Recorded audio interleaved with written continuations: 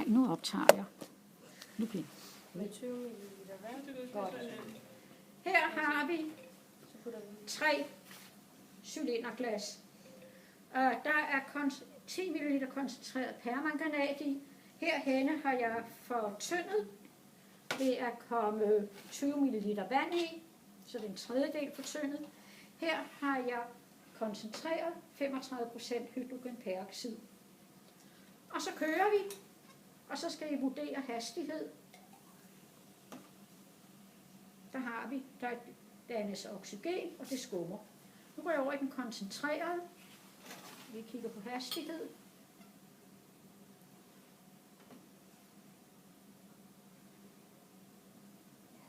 Der sker mere.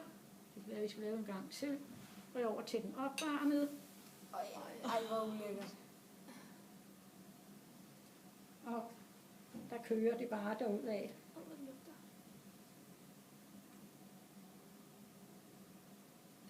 Så her er helt klart set, at i varme, og jeg slipper et termometer ned og ser, for at se, hvad er egentlig forskellen. Lige stå og hygge sig. Jeg kan lave på bagsiden af nettet. Hvordan?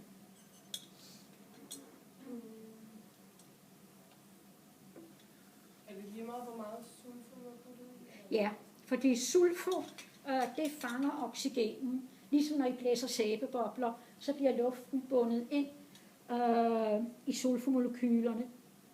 De har en meget lang upolær ende, og de klistrer sig godt sammen. Og temperaturen her er 75 grader.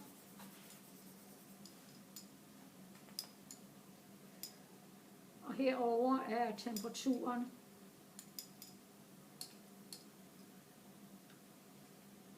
25.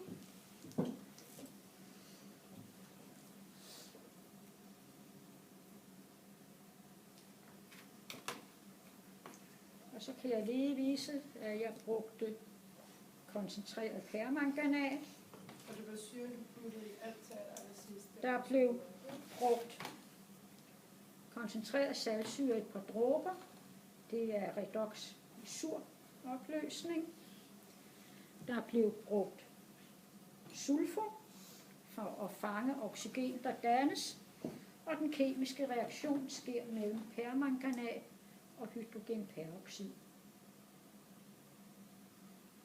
Men er det